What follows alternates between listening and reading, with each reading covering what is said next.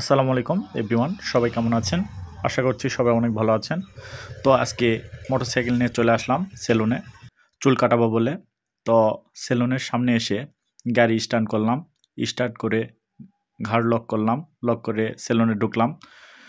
ঢুকে দেখলাম চেয়ার ফাঁকা, ডাইরেক্ট বসে গেলাম চুল কাটার জন্য। বললাম, ভাই চুল কাটে দেন। তো এই সেলুনে আমি সবসময় চুল কাটি, কারণ এই সেলুন ছাড়া আমি অন্য কোথাও চুল কাটি না। যদিও বা বন্ধ থাকে বা ভাই যদি না থাকে আমি অপেক্ষা করি, কিন্তু অন্য কোথাও চুল কাটি না। তো আমার মাথায় ক্লিপ লাগালো, তো কাটা শুরু করছে। তো আমি সাধারণত 15 দিন 20 দিন পর পর চুল কাটি। এই মাসে মোটামুটি 1 মাস পার হয়ে গেছে, চুল কাটা হয়নি। তো কাটতেছে এই ভাইয়ের চুল কাটা অনেক ভালো। ভাইয়ের বাড়ি ফতেপুর। তো আমাদের মোড়েই সাধারণত দীর্ঘদিন ধরে সেলুনের কাজ করতেছে। তো ভাইয়ের সাথেও আমার অনেক ভালো সম্পর্ক, খুব সুন্দর করে চুল কেটে দেয়। আর বেশিরভাগই আমাকে বলে যে ভাই যখন ফ্রি থাকি তখন আসেন, তখন বেশি করে সময় দিতে পারবো। তো দেখতেই পাচ্ছেন চুল কেটে দিতে। আর ভাইয়ের চুল কাটা অনেক ভালো ফিনিশিং করে চুল কেটে দেয়, সেই জন্য ভাইয়ের কাছে ছাড়া মানে সাধারণত চুল কাটি না। তো মেশিন দিয়ে 2 সাইডে আমি মানে আগে মেরে নিচ্ছি।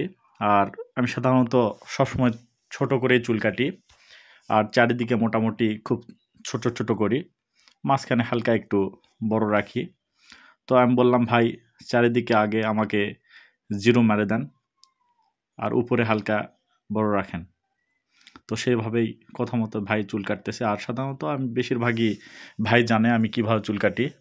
তো এইভাবে দেখতে পাচ্ছেন। আর একটা কথা হলো যে এই ভাইয়ের, মুক্তার ভাইয়ের মানে চুল কাটার ধরন অন্যান্য জনের থেকে আলাদা, কারণ ভাই দীর্ঘদিন ধরে ঢাকাতে কাজ করছে।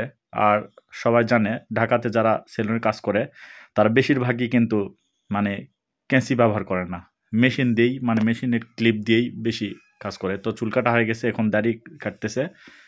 তো সাধারণত দাড়ি আমি একটু সামনে রাখি হালকা, তারপরে ব্লেড দিয়ে সুন্দর করে বক্স করে কাটিং দিই। তো দাড়ি কাটতেছে, দাড়ি কাটা হয়ে গেছে। তারপরে আমি বললাম, অনেক দিন থেকে দাড়ি বড় ছিল, ভালো করে একটু ওয়াশ করে দেন, কারণ ভেতরে ময়লা আছে। তো ওয়াশ করে দিচ্ছে, তারপরে বক্স করে কেটে দিচ্ছে। দেখতে পাচ্ছেন এখন কিন্তু আগের থেকে লুক অনেক ভালো লাগতেছে। তো আমি বললাম, হ্যাঁ ঠিক আছে। আমাকে বলতেছে, ভাই কোনো সমস্যা হলে বলেন। আমি বলছি, না সমস্যা হওয়ার কোনো প্রশ্ন আসে না, কারণ আপনার কাজটা অনেক ভালো। তো তারপরে ওয়াশ করে দিচ্ছে। আমি বললাম, খুব জোরে জোরে ডলেন, কারণ অনেক ত্বকে অনেক ময়লা, অনেক দিন ধরে দাড়ি কাটা হয়নি, সেই কারণে মানে ময়লা জমছে। তো ভালো করে ডলে ডলে ধুয়ে দিচ্ছে। আর বলতেছে যে আজকে একটা ময়লাও রাখবো না। এরপরে বেসিনে ধুয়ে দিচ্ছে মাথা। আর আরেকটা কথা হলো যে আমি গোসল করে যেহেতু সেলুনে গেছি, এই জন্য মাথাটাও ধুয়ে দিচ্ছে। ভাইকে ধন্যবাদ। তো বলতেছে, ভাই আপনাকে বাড়িতে যায় আর গোসল করতে হবে না। তো দেখতে ভালো করে শ্যাম্পু দিয়ে মাথা ধুয়ে দিচ্ছে, তারপরে পানি দিয়ে ধুয়ে দিচ্ছে। তারপরে ধুয়ে দেওয়ার পর আবার চুল শুকায় দিবে। তো ভাইয়ের কাজ, প্রত্যেকটা কাজই অনেক যত্ন সহকারে কাজ করে, এজন্য মানে অনেক ভালো লাগে। আমি মানে ভাইয়ের কাছ থেকে ছাড়া অন্য কোথাও চুল কাটি না, ভাইয়ের কাছে সবসময় কাটি। তো দেখতে পাচ্ছেন আগের চেয়ে আগে কেমন ছিলাম, এখন নতুন হয়ে গেলাম। মানে আসলে চুল দাড়ি এগুলো খুব একটা